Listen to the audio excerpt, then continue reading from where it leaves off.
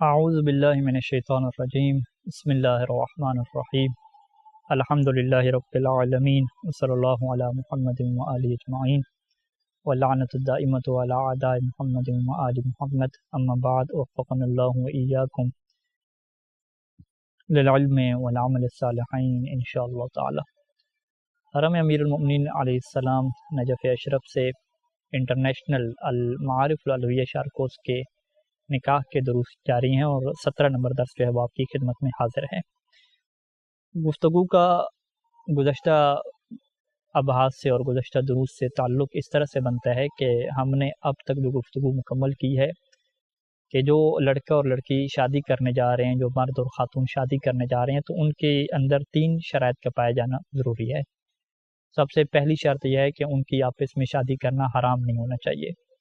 اور ہم نے حرام ہونے کی جو وجہ آپ کے سامنے رکھی کہ یا تو وہ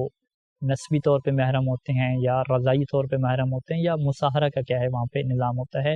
یا اس کے علاوہ بہت سارے ایسے رشتے ہیں، ایسی خواتین ہیں کہ جن سے نکاح کرنا حرام ہو جاتا ہے۔ تو یہ پہلے مرحلے میں بنیادی شرط رہے گی کہ ان کا آپس میں نکاح کرنا حرام نہیں ہونا چاہیے۔ دوسری جو شرط رہتی ہے کہ یہ جو نکاح ہے یہ زبردستی کا نہیں ہونا چاہیے، اپنے اختیار اور اپنی مرضی سے یہ نکاح کریں، دلی طور پہ دونوں فریقین کیا ہوں راضی ہوں، یعنی لڑکا اور لڑکی دونوں راضی ہونے چاہیے۔ تیسری جو شرط ہم نے بیان کی کہ دونوں عاقل ہوں اور دونوں کیا ہوں بالغ ہوں، تو پھر وہ کیا ہے شادی کر سکتے ہیں، اور باقی شرائط وہ رہیں گی اس کے اندر کہ باقی اور شرائط اس کے اوپر کیا ہیں، خصوصاً لڑکی کے لیے کہ اگر وہ بالغ اور عاقل ہے تو پھر جو ولی کی شرط رہتی ہے وہ اس کے ساتھ رہے گی، اس کی اجازت کی شرط۔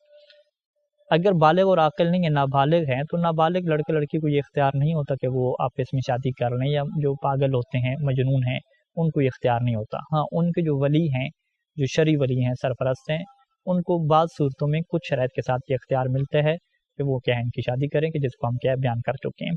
تو یہ 3 کیا ہے مرکزی شرائط رہتی ہیں کہ دونوں کا نکاح حرام نہ ہو، اور دونوں اپنی مرضی سے نکاح کریں، اور تیسرے مرحلے پہ کیا ہے کہ دونوں بالغ اور عاقل ہوں۔ اب اس کے بعد ہم بڑھتے ہیں خود عقد نکاح کی طرف کہ جب وہ آپس میں نکاح کریں گے، نکاح پڑھیں گے، تو اس عقد کی کیا شرائط ہوں گی، اس ایگریمنٹ کی، یہ جو نکاح اور شادی کے رشتے میں وہ بندھنے جا رہے ہیں، اس نکاح کی کتنی قسمیں ہوں گی، اور وہ کس طرح سے آپس میں نکاح پڑھیں گے، نکاح پڑھنے کا کیا طریقہ ہے، انشاءاللہ آج یہ کیا ہے ہمارا موضوع گفتگو ہوگا۔ سب سے جو پہلی چیز ہے کہ جب بھی وہ عقد آپس میں عقد نکاح پڑھنے جا رہے ہیں تو انہیں اس بات کی طرف متوجہ ہونا چاہیے کہ فقہ میں جو ہے وہ نکاح کی 2 قسمیں ہیں۔ سب سے جو پہلی قسم ہے اسے عقد دائم کہتے ہیں، یا نکاح دائمی کہتے ہیں، یا دائمی نکاح، یہ مختلف کیا نام ہو سکتے ہیں۔ دائمی نکاح میں کیا ہوتا ہے کہ جب کسی سے نکاح کیا جاتا ہے تو اس میں یہ مدت معین نہیں ہوتی کہ میں 1 سال کے لیے نکاح کر رہا ہوں یا 2 سال کے لیے، وہ ہمیشہ کے لیے کیا نکاح ہوتا ہے، یعنی اس میں مدت کیا ہے ذکر نہیں ہوتی، اور مدت معین بھی نہیں کی جاتی۔ اور دوسرے نمبر پہ نکاح کیا ہوتا ہے، غیر دائمی ہوتا ہے۔ غیر دائمی کیا مطلب کہ ہمیشہ کے لیے وہ نکاح نہیں ہوتا، بلکہ اس میں شروع سے یہ مدت طے کر لی جاتی ہے کہ اتنے عرصے کے لیے یہ ہمارا کیا نکاح رہے گا، اور اس کے بعد یہ نکاح کیا ہے ختم ہو جائے گا۔ اس کو ہم کیا کہتے ہیں، نکاح غیر دائمی کہتے ہیں، کہ جس میں ایک مدت کا رکھنا ضروری ہوتا ہے، 1 سال، 1 مہینہ، 1 ہفتہ، یا کچھ دن کیا ہے آپ رکھ سکتے ہیں کہ اتنے دنوں کے لیے ہمارا یہ نکاح رہے گا، اس کے بعد یہ ختم ہو جائے گا۔ تو یہ کیا ہے نکاح غیر دائمی ہوتا ہے، کہ جسے نکاح متع سے بھی کیا ہے تعبیر کیا جاتا ہے۔ دونوں کے جو احکام ہیں، یہ جو بھی ہم نے شرائط آپ کی گزشتہ بیان کی، یہ جو 17 درس ہمارے ہوئے، اس کے اندر جتنی شرائط ہم نے بیان کی وہ دونوں کے اندر کیا موجود ہونی چاہیے۔ یعنی جس طریقے سے محرم سے جو ہے وہ نکاح دائمی جو ہے وہ جائز نہیں ہوتا، اسی طریقے سے محرم سے جو ہے وہ نکاح جو متع ہے وہ بھی کیا حرام ہوتا ہے۔ جس طریقے سے شادی شدہ خاتون کے ساتھ، عدت والی خاتون کے ساتھ دائمی نکاح حرام ہوتا ہے، اسی طریقے سے جو شادی شدہ خاتون ہے یا عدت میں جو خاتون ہے اس کے ساتھ نکاح جو غیر دائمی ہے، نکاح متع ہے، وہ بھی کیا حرام ہوتا ہے۔ تو یہ بالکل دونوں کی شرائط یہاں پہ ایک جیسی چلیں گی۔ جو شرائط لڑکے اور لڑکی میں پائے جانا دائمی نکاح میں ضروری ہیں، وہی شرائط یہاں پہ ضروری ہیں۔ جس طریقے سے وہاں پہ لڑکی کے لیے اگر وہ باقرہ ہے، اس کے لیے والد کی اجازت ضروری ہے، دادا کی اجازت ضروری ہے، ولی کی اجازت ضروری ہے، تو بالکل یہی شرائط کیا ہے نکاح متع میں بھی کیا ہے لاگو ہوں گی۔ یہاں پہ کوئی فرق نہیں ہے۔ آگے کچھ عقد میں فرق آئیں گے کہ انشاءاللہ جب ہم نکاح متع کا ایک الگ ٹاپک شروع کریں گے تو وہاں پہ ہم کیا ہے اس کو تفصیل سے بیان کریں گے۔ اچھا، اسی طریقے سے گزشتہ یہ جو شرائط ابھی ہم نے بیان کی کہ ساری جو ہے وہ لڑکے لڑکی کے اندر یہ شرائط ہونی چاہیے. ان شرائط میں یہ شرط ضروری نہیں ہوتی کہ لڑکی جو ہے جس لڑکی سے جو ہے وہ نکاح کیا جا رہا ہے وہ حیض کی حالت میں نہ ہو. یعنی یہ طلاق میں شرط رہتی ہے کچھ صورتوں میں کہ جس خاتون کو طلاق دی جا رہی ہے وہ حیض کی حالت میں نہ ہو, لیکن نکاح میں یہ شرط نہیں ہوتی. یعنی کسی لڑکی سے جو نکاح ہو سکتا ہے وہ حیض کی حالت میں ہو تو پھر بھی کیا اس سے نکاح ہو سکتا ہے. تو بہرحال یہ تو کیا تھیں لڑکا اور لڑکی کی جو شرائط تھیں جو ہم نے بیان کی. ابھی ہم آتے ہیں خود یہ جو عقد ہے اس کی کیا کیا شرائط ہیں, یہ جو ایگریمنٹ اور نکاح کیا جا رہا ہے اس کی کیا کیا شرائط ہیں. تو یہاں پہ سب سے جو پہلے ہے کہ ہم مشترکہ شرائط کو بیان کرتے ہیں کہ جو نکاح دائمی کی بھی شرائط ہیں اور نکاح غیر دائمی کی بھی شرائط ہیں. یہ نکاح متع ہو یا نکاح جو ہے وہ دائمی ہو, دونوں میں جو عقد پڑھا جاتا ہے, جو ایگریمنٹ کیا جاتا ہے, جو نکاح کیا جاتا ہے اس کی ایک جیسی شرائط ہیں. اس میں سے سب سے پہلی شرط کیا ہے کہ ایجاب اور قبول کیا ہونا چاہیے. ایجاب اور قبول کی پھر آگے کچھ شرائط ہوں گی وہ ہم بیان کریں گے. سب سے پہلے ہم ایک مختصر بیان کر لیتے ہیں کہ ایجاب اور قبول کے بغیر اگر کوئی ارادہ کر لیں یا ایک طرف سے فقط ایجاب ہو قبول نہ ہو یا ایک طرف سے بس قبول ہی ہو ادھر سے ایجاب بھی نہ ہوا ہو تو وہ کیا نکاح نہیں ہو سکتا. یہ ایجاب اور قبول کیا ہوتا ہے انشاءاللہ اس کو ہم تفصیل سے بیان کریں گے. تو یہ کیا پہلی چیز ہے کہ ایجاب اور قبول ہونا چاہیے. دوسری شرط یہ ہے کہ ایجاب اور قبول کے درمیان موالات کی جو ہے وہ رعایت کی جائے. موالات کا یہ مطلب ہوتا ہے کہ کسی نے اگر ایجاب کیا ہے اور کہا ہے کہ میں تم سے نکاح کرتا ہوں, میں تمہیں اپنے نکاح میں لیتا ہوں, تو اس کے بعد جو دوسری خاتون ہے یا مرد ہے جو قبول کر رہا ہے یا اگر خاتون قبول کر رہی ہے تو اس میں پھر زیادہ ٹائم فاصلہ نہیں ہونا چاہیے. ایسا نہ ہو کہ اس نے جب صبح کے ٹائم پہ کہا کہ میں تم سے نکاح کرتا ہوں اور وہ شام کو کہہ رہی ہے کہ میں قبول کرتی ہوں, تو یہ جو بہت زیادہ درمیان میں فاصلہ آ گیا ہے کہ جس سے پتہ نہیں چلتا کہ پتنی اب کیا چیز قبول کر رہی ہے. تو اس طرح کیا نہیں ہونا چاہیے. جب اس سے کہا جائے کہ تم سے میں نکاح کرتا ہوں یا لڑکی کہے کسی سے کہ تم سے میں نکاح کرتی ہوں تو اسی ٹائم پہ کیا ہونا چاہیے, قبول ہونا چاہیے. اتنا زیادہ فاصلہ نہ ہو کہ پتہ نہ چل سکے کہ یہ پھر قبول کس چیز کو کیا ہے کیا جا رہا ہے. تیسری شرط یہ ہے کہ ایجاب اور قبول میں کیا ہے مطابقت ہونی چاہیے. اگر ایک طرف سے ایجاب عقد دائم کا ہوا ہے تو دوسری طرف سے بھی عقد دائمی کو قبول کرے. ایک طرف سے فرض کریں ایجاب ہوا ہے تو اس میں مہر کچھ اور رکھا گیا, جب قبول کر رہے ہیں تو وہ اس مہر کے مطابق قبول نہیں کر رہے. یعنی اس نے کہا کہ اتنے 4 لاکھ مہر پہ میں تم سے کیا نکاح کرتی ہوں, اور یہ آگے سے قبول کر رہا ہے کہ فقط جائے وہ 50,000 پہ میں تم سے قبول کرتا ہوں, تو یہ بھی کیا شادی نہیں ہوگی. یعنی دونوں کے اندر جو کیفیت ہے, جو شرائط ہیں وہ ساری کے ساری اسی کے مطابق کیا ہونا چاہیے, قبول ہونا چاہیے. 3 شرائط ہو گئیں. اور چوتھی جو شرط ہے کہ ابھی جو ہے وہ عقد زواج کریں اور یہ ایسا نہ ہو کہ مستقبل کی کسی چیز کے اوپر یہ ڈیپینڈ کرتا ہو. یعنی وہ یہ نہیں کہہ سکتے کہ میں تم سے نکاح کرتا ہوں کب, اگر جو ہے وہ بارش ہوگی یا اگر جو ہے وہ یکم ماہ رمضان ہو گئی, اگر یکم شوال ہو گئی تو میں کیا تم سے نکاح کرتا ہوں. اس طریقے سے جسے ہم اپنی تعبیر میں کہتے ہیں معلق کرنا, نکاح کو کسی چیز کے اوپر ڈیپینڈ کر کے معلق کر کے وہ کیا نکاح نہیں ہو سکتا. اسے کیا ہے فوراً ابھی کے ابھی کہنا ہوتا ہے کہ میں ابھی کیا نکاح کرتا ہوں. کوئی ایسی چیز کے اوپر نکاح کو رکھ کے کیا نکاح نہیں کیا جا سکتا. اور 5ویں شرط یہ ہے کہ جب وہ نکاح کر رہے ہیں تو وہ اس کی جو مدت ہے نکاح کے ٹائم شروع ہو رہا ہے وہ ابھی سے کیا شروع ہو جائے, نکاح کے فوراً بعد ہی. یعنی وہ یوں نہیں کہہ سکتے کہ 3 دن کے بعد جو ہے وہ ہمارا نکاح ہو جائے گا, کہ میں تم کو اپنے نکاح میں دیتی ہوں 3 دن کے بعد, کہ ابھی سے نکاح نہیں ہوگا, 3 دن کے بعد کیا ہمارا خود بخود نکاح ہو جائے گا. تو سید ثانی دامت اللہ علیہ نے لکھا کہ احتیاط لازم کے طور پہ یہ بھی کیا جائز نہیں ہے, وہ ابھی کیا نکاح کریں. یعنی نہ وہ مستقبل کی کسی چیز کے اوپر ڈیپینڈ کر کے نکاح کا صیغہ پڑھ سکتے ہیں, اور نہ ہی نکاح کا صیغہ یوں پڑھ سکتے ہیں کہ مہینے بعد ہمارا نکاح ہو جائے گا, 3 دن بعد ہمارا نکاح ہو جائے گا. ایسا کیا نہیں ہو سکتا. تو بہرحال یہ چیزیں تو کیا ہے اتنی زیادہ معاشرے میں پیش نہیں آتی. جو مرکزی چیز ہے کہ جس کی وضاحت کی ضرورت ہے وہ ایجاب اور قبول کے حوالے سے ہے, کہ ایجاب اور قبول کا کیا مطلب ہے اور اس کی کیا شرائط, مزید آگے کیا کیا شرائط رہتی ہیں. تو ایجاب اور قبول کی ہمارے پاس جو ہے وہ فقہ میں 3 شرائط جو ہے وہ رہتی ہیں, کہ ایجاب اور قبول کے اندر یہ 3 شرائط ہوں گی. ایجاب کیا مطلب کہ کسی کا یہ آفر کرنا کہ میں تم سے کیا نکاح کرتا ہوں یا نکاح کرتی ہوں. یعنی جس طرح 2 ایگریمنٹ کرنے والے ہوتے ہیں, تو ایک کہتا ہے کہ میں تمہارے ساتھ یہ ایگریمنٹ کرتا ہوں. تو یہ جو آفر پیش کی جاتی ہے کہ یہ میں کام کرتا ہوں تمہارے ساتھ, یہ میں معاملہ تمہارے ساتھ کرتا ہوں, اس کو فقہ میں ہم کیا کہتے ہیں, ایجاب کہتے ہیں. اور دوسرا جو فریق ہے جب اس کی آفر کو قبول کرتا ہے کہ مجھے قبول ہے کہ آپ جو ایگریمنٹ کہہ رہے ہیں ہم اس کے اوپر راضی ہیں, ہمیں قبول ہے, تو اس کو کیا کہتے ہیں, قبول کرنا کہتے ہیں. تو نکاح کے اندر بھی ایسے ہوتا ہے کہ ایک طرف سے نکاح کی آفر ہوتی ہے کہ ہم آپ کے نکاح میں آ رہے ہیں یا میں آپ کو نکاح میں خود کو دیتی ہوں، تو دوسرا کیا اس کو قبول کرتا ہے، اسے کیا کہتے ہیں ایجاب اور قبول کہتے ہیں۔ ایجاب اور قبول کی فقہ میں یہ شرط رہتی ہے کہ ایجاب اور قبول زبان سے کیا ہے لفظی طور پہ ادا ہونے چاہیے۔ اگر کوئی زبان سے ایجاب اور قبول نہیں کرتا، فقط دلی طور پہ راضی ہیں، یعنی لڑکا لڑکی دونوں آپس میں مل رہے ہیں اور اس سے بھی پتہ ہے کہ ہم آپس میں جو ہے وہ نکاح کر چکے ہیں اور اس سے بھی پتہ ہے کہ میں نے اس کے نکاح کو قبول کیا ہے، لیکن کیسے کیا ہے، بس دلی طور پہ راضی ہیں ہم ایک دوسرے کے اوپر، زبان سے کوئی لفظ انہوں نے بولا ہی نہیں ہے، اس طرح کے کیا نکاح درست نہیں ہوتا، زبان سے بولنا پڑتا ہے، یہ ایگریمنٹ ایسا ہے کہ زبان سے بولنا پڑتا ہے۔ اور سید سیستانی دامت ظل العالی نے لکھا کہ اگر کوئی زبان سے نہیں بولتا، فقط لکھتا ہے، ایگریمنٹ کرتا ہے، پیپر کے اوپر اس نے لکھ دیا کہ میں فلاں کا بیٹا ہوں، فلاں ہوں اور تمہارے ساتھ میں نکاح کرتا ہوں، اور لڑکی نے اس کے نیچے لکھ دیا، دستخط کر دیے کہ میں اس نکاح کو قبول کرتی ہوں، تو لکھنے کے ذریعے سے، پیپر ورک کے ذریعے سے، پیپر ایگریمنٹ کے ذریعے سے بھی نکاح کیا ہے احتیاط واجب کے طور پہ یہ نکاح کیا نہیں ہو سکتا، پیپر ورک کے ذریعے سے نکاح انسان کا نہیں ہو سکتا، بلکہ اسے زبان کے ذریعے سے جو ہے وہ بول کے کیا ہے یہ ایگریمنٹ آپس میں کیا طے کرنا ہوگا۔ اسی طریقے سے یہ بھی لکھا کہ اگر کوئی اشارے سے جو ہے وہ، یعنی بالآخر اشارہ، نکاح کا اشارہ کیسے ہوگا، یعنی ایسا اشارہ کرے کہ جس سے یہ سمجھا جائے کہ واقعی یہ کیا نکاح کرنا چاہ رہا ہے، اور وہ قبول بھی آگے اشارے میں کرے، تو فرمایا کہ جو بول سکتے ہیں ان کے لیے یہ اشارہ بھی کیا ہے احتیاط واجب کے طور پہ کافی نہیں ہے۔ تو لہٰذا ایک چیز ہمارے سامنے آ جاتی ہے کہ ایجاب اور قبول میں لفظی طور پہ بولنا کیا ہوتی ہے، شرط ہوتی ہے، یہ پہلی شرط رہتی ہے۔ دوسری شرط جو سید سیستانی دامت ظل العالی نے بیان کی کہ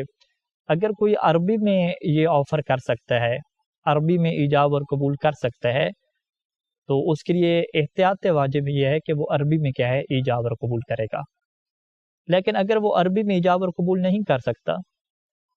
تو پھر اس کے لیے جائز ہے کہ وہ اپنی زبان میں ایجاب اور قبول کرے، دیگر زبانوں میں ایجاب اور قبول کرے، اور اس کے لیے باقاعدہ وکیل بنانا نکاح کے لیے، کسی کو کہنا کہ بھی تم میرا عربی میں نکاح پڑھو، یہ بھی کیا ضروری نہیں ہوتا۔ لہٰذا یہ مسئلہ کیا ہمارے سامنے واضح اور کلیئر ہونا چاہیے کہ اگر ایک بندے کو عربی آتی ہے یا عربی نہیں بھی آتی لیکن اسے یہ پتہ ہے کہ نکاح کے لیے کون سا عربی کے لفظ بولا جاتا ہے، تو پھر تو اس کے لیے ضروری ہوگا کہ وہ نکاح کیا ہے اپنا عربی زبان میں کیا پڑھے، اور یہ ضروری ہوگا احتیاط واجب کی بنا پہ، اس میں بھی رجوع کی گنجائش رہتی ہے، احتیاط واجب کی بنا پہ ضروری ہوگا کہ عربی میں پڑھے کب، اگر وہ عربی بول سکتے ہیں یا عربی میں وہ جو نکاح کا صیغہ اور ایگریمنٹ ہے اس کو کہنا کیا اسے آتا ہے اور اس کے معنی کی طرف بھی کیا ہے وہ متوجہ ہے کہ اس کا یہ کیا مطلب بنتا ہے، تو پھر تو کیا ہے وہ عربی میں کہے گا۔ لیکن وہ اگر عربی نہیں جانتا تو یہاں پھر سیکھنا کیا ضروری نہیں ہے کہ وہ باقاعدہ جا کے سیکھے اور باقاعدہ کیا اس کی تعلیم لے اور پھر اپنا نکاح پڑھے، نہیں، ضروری نہیں ہے، سیکھنا بھی واجب نہیں ہے۔ اور اسی طریقے سے کسی کو وکیل بنانا، کسی مولانا کو وکیل بنانا کہ آپ آئیں اور عربی میں ہمارا نکاح پڑھ کے دیں، کیونکہ ہمیں عربی نہیں آتی، عربی کا ہم نکاح نہیں پڑھ سکتے، یہ بھی کیا ضروری نہیں ہے، وہ اپنی زبان میں کیا نکاح پڑھ سکتے ہیں۔ تو اس میں پھر شرط کیا رہتی ہے کہ اپنی زبان میں وہ ایسے الفاظ ادا کریں کہ جس سے نکاح سمجھا جائے، نکاح کے علاوہ کوئی اور بات کیا نہ سمجھی جائے۔ جیسے مثال کے طور پہ ہم ایک مثال آپ کے سامنے رکھتے ہیں کہ اگر ایک لڑکا اور لڑکی آپس میں اپنا نکاح کیا ہے پڑھنا چاہتے ہیں اور ان کو عربی میں نکاح پڑھنا نہیں آتا تو وہ اردو میں پڑھ سکتے ہیں۔ اردو میں کیسے پڑھیں گے کہ لڑکی جو ہے وہ لڑکے سے یہ کہے گی کہ میں تم سے نکاح کرتی ہوں، یہ ایک جملہ کہے گی کہ میں تم سے نکاح کرتی ہوں، اور لڑکا آگے سے کیا کرے گا کہ میں اس نکاح کو قبول کرتا ہوں، تو یہ ان کا کیا نکاح ہو جائے گا۔ اب آپ کہیں کہ بھئی یہ بس یہی نکاح ہے، ہاں ہمارے یہاں یہی نکاح ہے۔ نکاح کے اندر یہ جو شرائط باقی بیان ہوتی ہیں کہ گواہ ہونے چاہیے، یہ ہمارے یہاں کیا ہے گواہ ہونا واجب نہیں ہے، ایک آداب ہیں، مستحبات ہیں کہ گواہ ہونے چاہیے نکاح دائمی میں، وگرنہ ان گواہوں کا ہونا کیا ہے ضروری نہیں ہوتا۔ اچھا، اسی طریقے سے جو ہے وہ اردو میں اور بھی الفاظ ہو سکتے ہیں کہ میں تم کو تمہارے نکاح میں دیتی ہوں۔ الٹ بھی ہو سکتا ہے کہ لڑکا یہ بیان کرے، لڑکا کسی خاتون سے کہے کہ میں تمہارے ساتھ نکاح کرتا ہوں یا خود کو تمہارے نکاح میں دیتا ہوں، اس طرح کے مختلف جملے وہ کہہ سکتے ہیں۔ آگے سے وہ خاتون کہے کہ میں اس نکاح کو قبول کرتی ہوں، تو اس طرح کیا ان کا نکاح ہو جائے گا اور اس میں کوئی مشکل نہیں ہے۔ ایک اور بحث یہاں پہ ہوتی ہے ہمارے یہاں کہ یہ جو ایجاب اور قبول ہوتا ہے، یہ ایجاب کس کی طرف سے ہو، نکاح کی آفر کس کی طرف سے ہو اور قبول کون کرے؟ آیا لڑکی جو ہے وہ یہ کہے کہ میں نکاح کرتی ہوں اور قبول مرد کرے، یا لڑکا جو ہے وہ کہے کہ میں نکاح کرتا ہوں اور قبول کیا لڑکی کرے؟ تو یہاں پہ سید ثانی دامت ظل العالی نے لکھا کہ دونوں جائز ہیں، اس میں کوئی پرابلم نہیں ہے۔ کوئی بھی نکاح کی آفر کرے اور دوسرا اسے قبول کر لے تو یہ نکاح ہو جائے گا۔ اور اگر احتیاط مستحب کے اوپر عمل کرنا چاہ رہے ہیں، جو احتیاط مستحب ہے، تو اس میں پھر احتیاط مستحب یہ ہے کہ خاتون جو ہے وہ نکاح کی آفر کرے اور مرد کیا ہے اسے قبول کرے، یعنی خاتون کی طرف سے ایجاب ہو اور مرد کی طرف سے قبول ہو، تو یہ کیا احتیاط مستحب ہے، یعنی خاتون یہ کہے کہ میں تم سے نکاح کرتی ہوں اور مرد کہے کہ مجھے قبول ہے، مرد کہے کہ مجھے یہ نکاح قبول ہے، تو پھر کیا یہ درست ہوگا، اور یہ درست ہوگا اور احتیاط مستحب کے مطابق بھی ہوگا، اور اس کے اوپر کیا ہے وہ احتیاط کے تقاضے بھی پورے ہو جائیں گے، تو یہ کہا جائے تو یہ سارے جملے کیا صحیح ہیں کہنا۔ برعکس بھی کیا ہو سکتا ہے کہ مرد کہے کہ میں تم سے نکاح کرتا ہوں اور لڑکی کہے کہ مجھے قبول ہے، تو یہ بھی کیا ہو سکتا ہے۔ اچھا، یہ دو شرطیں آپ کے سامنے آ گئیں کہ پہلی شرط کیا ہو گیا کہ وہ لفظوں میں کہنا ہے، ایجاب اور قبول لکھ کے یا ایگریمنٹ یا پیپر ورک کے اوپر نہیں ہونے چاہیے۔ دوسرا کیا ہے کہ اگر عربی میں کہہ سکتے ہیں تو پھر عربی میں کہنا ہے، اگر عربی میں نہیں کہہ سکتے تو پھر کسی بھی زبان میں کیا کہہ سکتے ہیں، ایسی زبان کہ جس سے یہ سمجھ آتا ہو کہ وہ نکاح کے کیا بات کر رہے ہیں۔ اچھا، تیسری جو شرط رہتی ہے کہ یہاں پہ جب وہ باقاعدہ یہ جملے کہیں تو ان کا ارادہ اور ان کی نیت بھی یہ ہو کہ ہم نکاح کر رہے ہیں، یہ ان کی نیت ہونی چاہیے۔ اگر ان کی یہ نیت نہیں ہے کہ ہم نکاح کر رہے ہیں، ویسے ایک ڈرامہ کے طور پہ آپ اس میں یہ جملے کہہ رہے ہیں،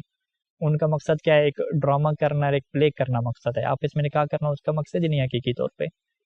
تو اس طرح کیا ہے یہ نکاح نہیں ہوگا۔ اسی طریقے سے اگر فرض کریں کہ وہ پریکٹس کر رہے ہیں کہ کیسے جو ہے وہ نکاح کے سیغے پڑھے جاتے ہیں، پریکٹس میں ایسی وہ جملے کہہ رہے ہیں ایک دوسرے سے، تو پھر بھی کیا ان کا نکاح نہیں ہوگا۔ اور اسی طریقے سے اگر وہ کوئی مذاق میں اس طریقے سے ایک دوسرے سے کہتا ہے کہ میں تم سے نکاح کرتی ہوں، اور اس نے کہا میں نے قبول کیا، مذاق میں کہا، باقاعدہ جو ہے وہ ارادہ نہیں تھا نکاح کرنے کا، تو اس سے بھی کیا نکاح نہیں ہوگا۔ اور اسی طریقے سے اگر کوئی نیند کی حالت میں اس طریقے سے کہتا ہے تو اس کا بھی کیا نکاح نہیں ہوگا۔ یعنی یہ مرکزی شرط رہتی ہے کہ انسان اپنے ارادے اور اختیار سے باقاعدہ اس کا یہ مقصد ہو کہ میں اس شادی کے رشتے میں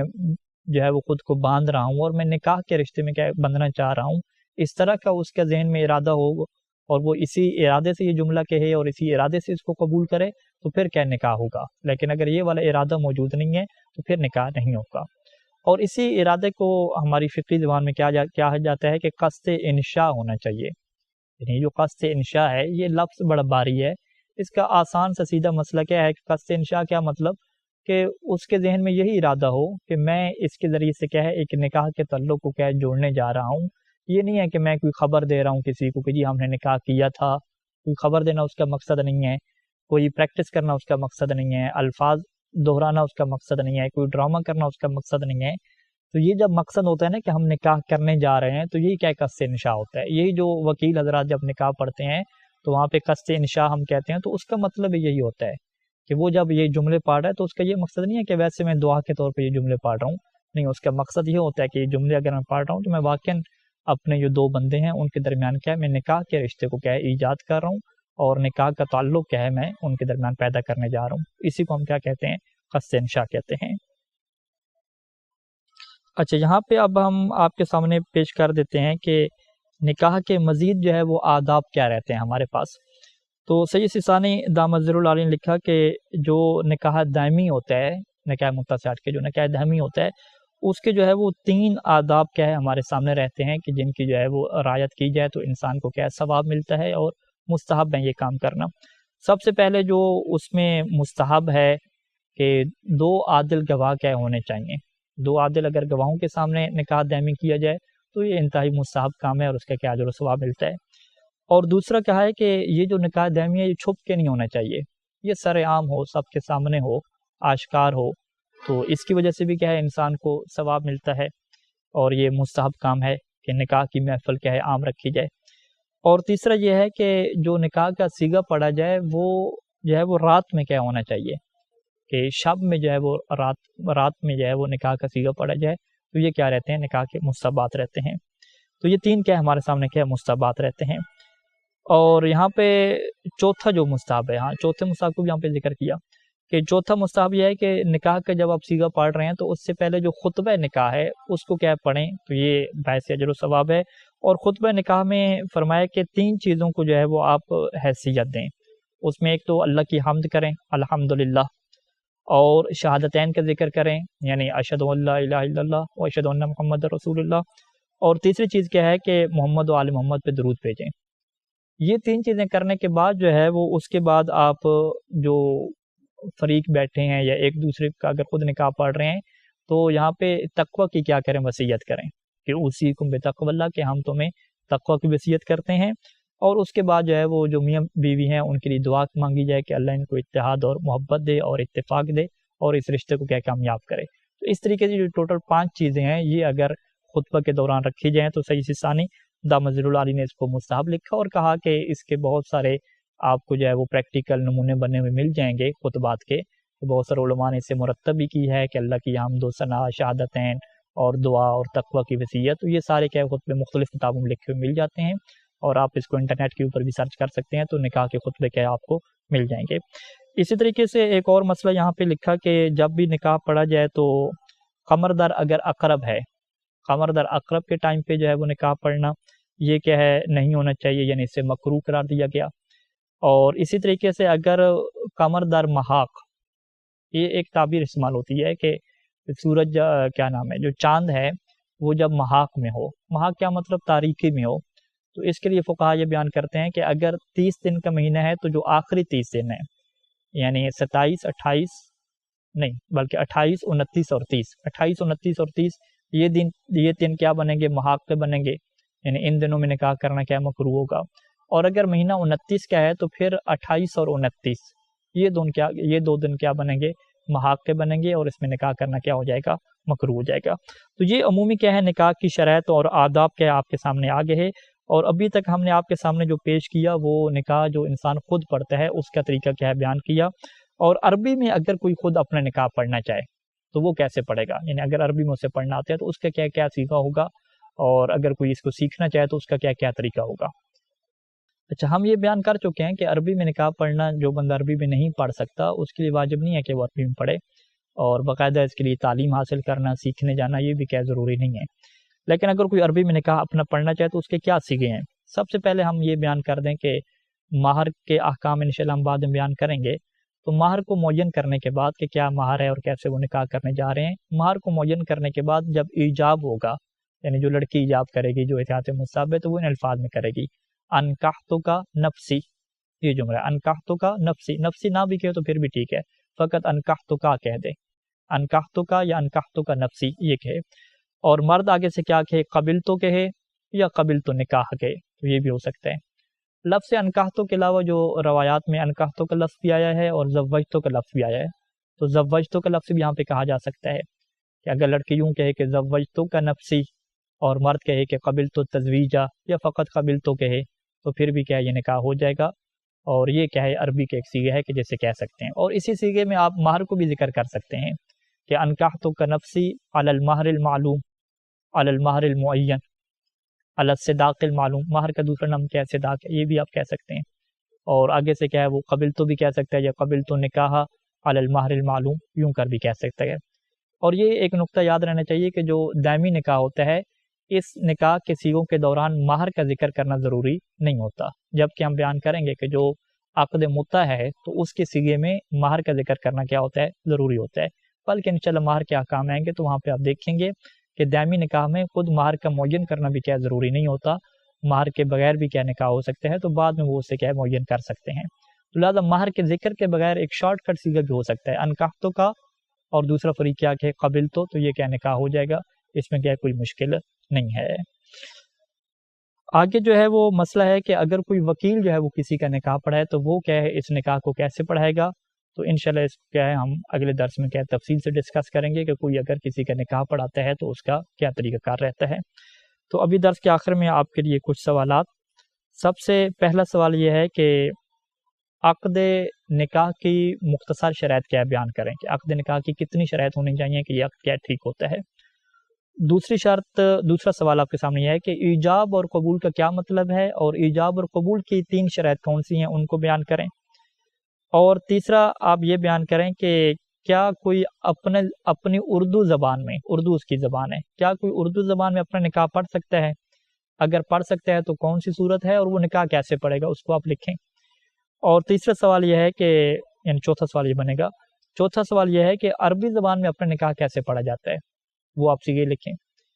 اور آخری سوال یہ ہے کہ نکاح دائمی کے جو مستحبات ہیں، 5 مستحبات ہم نے آپ کے سامنے ذکر کیے، وہ آپ بیان کریں، اور جو نکاح دائمی کے مکروہات ہیں کہ کون سی تاریخوں میں نکاح دائمی کرنا مکروہ ہوتا ہے، وہ کیا ہے آپ بیان کریں۔ صلی اللہ علی محمد و آلہ اجمعین، صلی اللہ علی محمد و آلہ اجمعین، والسلام علیکم ورحمۃ اللہ وبرکاتہ۔